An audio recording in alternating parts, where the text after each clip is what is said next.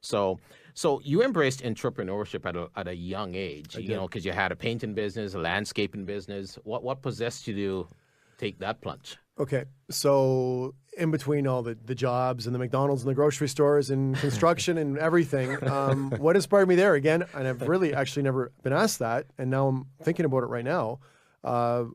My first foray into business, I got a patent on a novelty item, Wow. and I called it the Sneaky Cheeky. Yeah, I saw that. And I was supposed to be, folks, the ultimate fart machine. And it didn't quite work out because none of you have heard of it.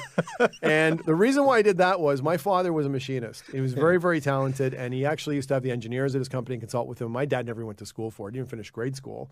But he got his papers when he came from Europe, and he was a masterful machinist. And he had patents through the company he worked at, which was Labatt's, on machines that were the size of half of this building. And what I saw happening with his hard work and his sweat and tears and genius, and he was happy to do it. He had a great career. I'm not knocking Labatt's or any other company. But when you work for a corporation, you develop things. Yeah. It's the companies, Yes. right? And I always thought, okay, if he had the connections or the gumption or the balls or the money or something, if this was his patent, I mean, these machines are now still in use in every brewery around the planet. I mean, he used to come up with the patents. I've seen pictures of them all over the place. Yeah. And so when I was young, I thought, you know what? If I develop a great idea, I want to benefit from it.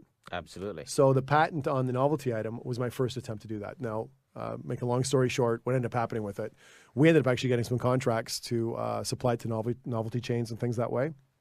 Except they basically, based on what they thought they could retail it for, I couldn't sell it to them for more than $1, but I couldn't find a way to produce it for less than $2. Wow. So I was instantly out of business. But I learned a ton. And from there, it was then a whole bunch of other things because you start to grow into it. You start to realize what's working, what's not working, get the, some knowledge you don't have. You know, and I always chalk all of that stuff up to experience. And some of it is necessary. Some of it you say, oh my God, what was I thinking? Yeah. And then you may realize at some point in your life, that's why I went through that experience. Yeah. Because now you know how to handle it going forward. Yeah. Or you can come up with an idea and, obviously make sure you benefit from it instead of other people like your dad, where it ends up going to the company. So well, that's great. So as we talked about, you were with GMAC and so on, and 7 years. 7 years, and you started training sales managers, salespeople, and business managers. So, but along the way there, you met some people, or you met someone that